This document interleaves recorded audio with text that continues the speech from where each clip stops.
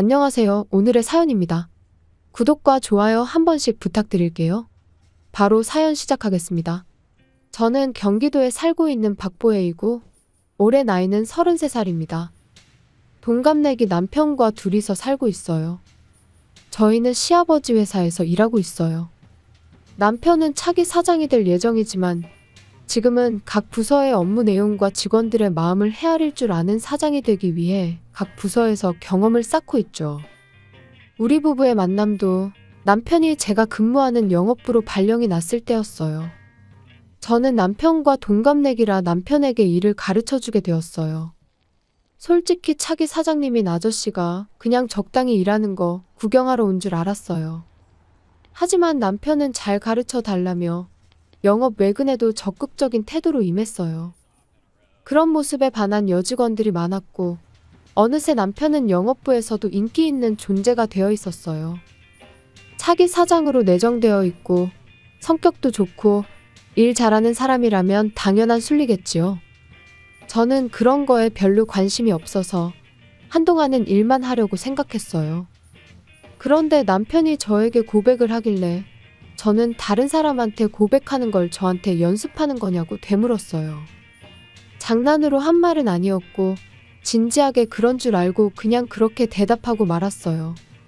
남편은 제 대답의 연습이 아니라 정식으로 만나보고 싶다고 말하는데 이때서야 저는 정말로 진심이란 걸 알게 된 거죠.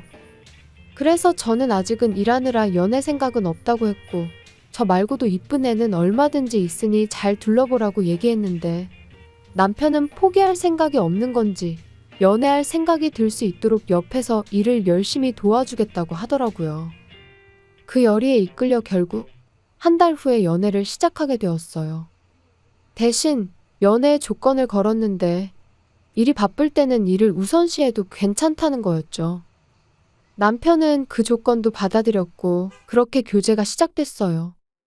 그 후 1년의 교제 끝에 결혼 이야기도 나누게 된 거죠. 우리 결혼에 대해 제 부모님은 두 손 들고 환영해 주셨어요. 하지만 문제는 남편의 부모님이었어요. 남편은 차기 사장님이라고 했잖아요. 어쩌면 크게 반대할지도 모르죠. 그런 불안한 마음을 가지고 시댁에 인사드리러 갔어요. 그랬더니 시부모님은 예상외로 매우 친절하게 맞아주셨어요. 특히 시아버지는 회사에서 제 평판이 어떤지 알아보신 건지 나이에 맞지 않게 책임감이 강하고 믿음직스러운 사람이라며 저를 매우 좋게 봐주셨어요. 시어머니는 시아버지가 좋게 봐주셨다니 반대하지 않겠다며 앞으로 잘 부탁하신다고 했고요. 그렇게 해서 순조롭게 결혼을 할 수 있었어요. 그리고 지금 결혼한 지 벌써 2년이 지났네요. 저는 결혼 후에도 일을 그만두지 않고 계속 일하고 있어요. 남편도 이제 곧 회사의 모든 부서의 업무를 다 경험하고 그 다음에는 시아버지 밑에서 경영 일을 배우게 될 것 같아요. 우리 부부 모두 일이 잘 풀리고 있는 와중에 제가 임신을 하게 된 거예요. 남편은 이제 곧 아빠가 된다며 엄청 기뻐했어요. 남편의 기쁜 마음이 어느 정도 차분해졌을 때 앞으로에 대해서 이야기를 나눴어요. 저는 출산 후에도 일을 계속하고 싶었거든요. 남편은 제 의견을 존중해준다고 했어요. 그리고 시부모님께 우리 임신 사실을 어떻게 말씀드릴 건가 고민했어요. 사실 결혼 인사하러 갔을 때만 해도 저와의 결혼을 인정해주셨던 시어머니지만 지금은 자기 아들을 빼앗겼다고 생각하시는지 저에게 적대감을 갖고 계세요. 무서운 건 폭언뿐만 아니라 폭력도 있다는 거예요. 제가 혼자 시댁에서 식사 준비를 하고 있으면 뒤에서 다가와서 제 다리를 발로 차기도 하고 이제 60대에 접어든 시어머니는 의외로 힘이 세서 발로 차서 맞으면 며칠 동안 멍이 들기도 해요. 남편과 상의해보긴 했지만 남편이 만약 시어머니에게 이야기하면 시어머니가 화를 낼까봐 남편이 주의를 주지는 못했어요. 그런 상황에서 남편이 제게 한 가지 제안을 했어요. 시아버지께는 임신 사실을 말씀드리고 시어머니에게는 비밀로 하자는 거였죠. 그리고 저는 될 수 있는 대로 시댁에 가는 걸 삼가하자고 했어요. 혹시나 시어머니가 눈치챌 수 있으니까요. 대신에 남편도 가지 않으면 이상하게 생각할 테니 남편은 시댁에 가끔 방문한다고 했고요. 이렇게 해서 우리 부부의 출산까지 작전은 완성됐어요. 다음날 시아버지께 가서 이 작전에 관해 이야기했어요. 시아버지도 이 작전에 동참하기로 했어요. 임신을 알게 된 지 한 달이 지났을 때 저는 심한 입덧을 겪었어요. 저는 입덧쯤이야 별거 있겠냐며 근거 없는 자신감이 있었지만 절대 그렇지 않았어요. 출근을 못한 날이 있을 정도로 컨디션이 좋지 않았어요. 남편은 그런 저를 걱정했는지 당초 계획했던 시댁 방문 횟수를 더 줄였어요. 이러다 시어머니가 뭐라고 할지도 모르는데 그렇게 생각하던 찰나 정말 시어머니에게 전화가 왔어요. 며느라, 요즘 집에 잘 오지 않는 것 같은데 무슨 일 있니? 저는 얼떨결에 일이 바빠서 죄송하다고 대답했어요. 그러자 시어머니는 너가 일이 바쁜 건 어제 오늘 일이 아니잖아. 그리고 나는 딱히 널 만나고 싶은 것도 아니야. 왜 아들이 오지 않느냐고 묻는 거야. 역시 남편이 시댁에 들리지 않는 것에 대한 불만이었던 거예요. 그러면서 아들한테 요새 몸이 안 좋은 것 같으니 언제 얼굴 좀 비추러 들리도록 전해달라고 했어요.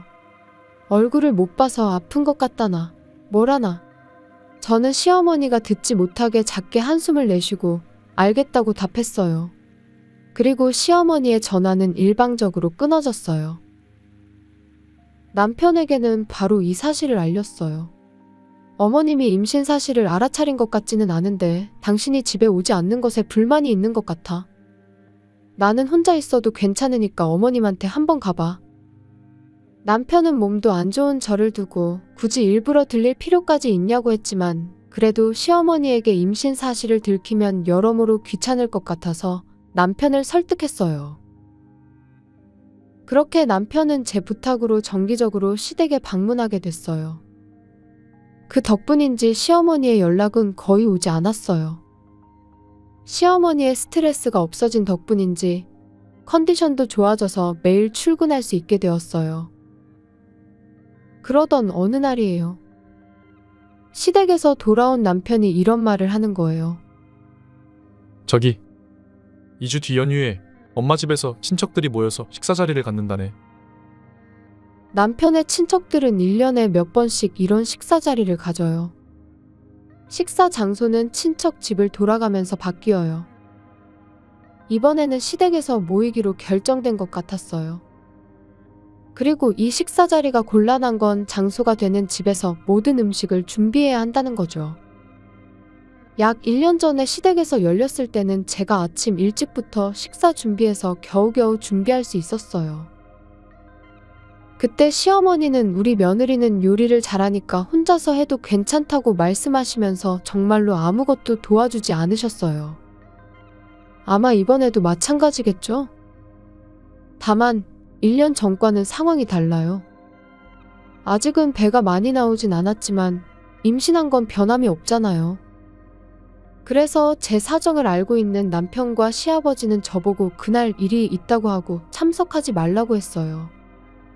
근데 저는 아무리 그래도 그렇게는 못하겠고 참석하기는 해야 할 것 같은 생각이 들었어요. 어머님이 의심하지 않도록 조심할게. 아니야, 그러지 말고 이번엔 우리 못 간다고 하자.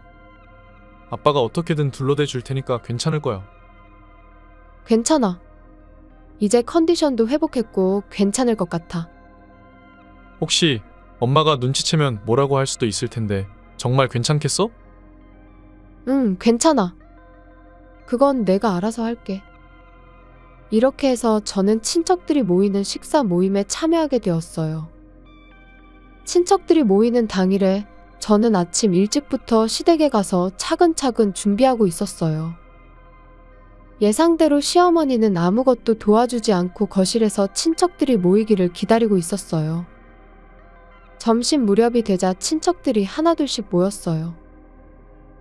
아직 남편과 시아버지는 오지 않았는데 먼저 식사가 시작됐어요. 제가 준비한 음식들이 제법 식탁에 올려졌어요. 다들 맛있다고 칭찬하는 걸 시어머니는 자신의 공으로 돌리려는 듯 자기가 다 가르쳐서 만든 거라며 본인 솜씨인 거나 마찬가지라며 자랑했어요. 친척분들께서 음식 맛있다며 요리하는 방법 배우고 싶을 만하다고 맞장구 쳐주며 칭찬해주니 칭찬에 시어머니는 흐뭇해했어요. 만든 음식을 다 내놓고 나서도 제 일은 끝나지 않아요. 음료수가 떨어지면 바로 준비를 해줘야 하고 앉아있을 틈도 없이 계속 일하다 보니 2시 정도 지났을 때였어요. 남편이 올 시간이 되었죠. 제 피로도도 최고조에 달해 주방에 있던 의자에 앉아 잠깐이라도 휴식을 취하려고 했어요. 그런데 다음 순간 시어머니가 제 쪽으로 다가와 다리를 들어 올리는가 싶더니 그 발이 제 배로 바로 날아왔어요. 지금 뭐해? 너가 날 시집살이 시키려고 앉아있는 거야? 며느리는 서 있는 게 상식이야. 시어머니의 힘찬 발길질에 의자에서 넘어졌어요. 그 아픔을 견디면서 생각나는 건 뱃속의 아기였어요. 시어머니가 불러줄 줄 몰랐지만 일단 빨리 구급차 좀 불러달라고 했어요. 그랬더니 너무 과민 반응 아니냐며 그냥 살짝 찼을 뿐인데 무슨 구급차냐는 대답을 했어요. 그리고는 아픈 저를 두고 식사 자리로 돌아갔어요. 어떡하지? 그냥 발로 차서 아픈 게 아닌 듯한 느낌이 들었어요. 이대로 있다가는 아기에게 혹시라도 무슨 일이라도 생기면 어쩌지. 그러다가 저는 그 자리에 주저앉아 의식을 잃었어요. 그리고 정신을 차리고 눈을 뜬 곳은 병원이었어요. 눈을 떴을 때 저를 발견한 건 남편이었어요. 남편은 놀란 눈으로 제가 배를 차요. 쓰러진 걸 알고 있다고 말했어요. 남편의 말에 멍했던 의식이 순식간에 돌아왔어요. 그리고 뱃속의 아기는 괜찮냐고 물었는데 의사 선생님이 괜찮다고 했다고 말해줬어요. 남편의 도움으로 침대를 기울여 앉으니 제가 어떻게 병원에 오게 된 건지 그 의문이 해결됐어요. 바로 시할머니가 구급차를 불렀다고 하시더라고요. 알고 보니 제 몸 상태를 알고 계시는 시아버지가 혹시나 해 시할머니께 임신 사실을 알려드렸던 거고, 그래서 시할머니가 저를 예의주시하고 있으셨던 거예요. 제가 의식이 돌아오고 아기에게 이상이 없다는 걸 알게 되자 시할머니는 멍청한 며느리에게 복수하러 가자고 즐겁게 말씀하셨어요. 저한텐 시어머니시지만 시할머니한테는 며느리이신 거죠. 시댁에 가보니 이미 친척들은 모두 돌아간 듯 했어요. 부엌에는 엄청난 양의 설거지가 남아있었어요. 거실에 가보니 시어머니가 혼자 TV를 보고 계셨어요. 돌아온 저를 보자마자 정말 구급차를 부르면 어쩌자는 거냐며 짜증 섞인 고함을 외치셨어요. 그러자 제 뒤에 있던 시할머니가 멍청한 너가 배를 걷어차서 이런 일이 생긴 거 아니냐며 호되게 혼내시는데 시할머니의 모습을 본 시어머니의 태도가 달라지셨어요.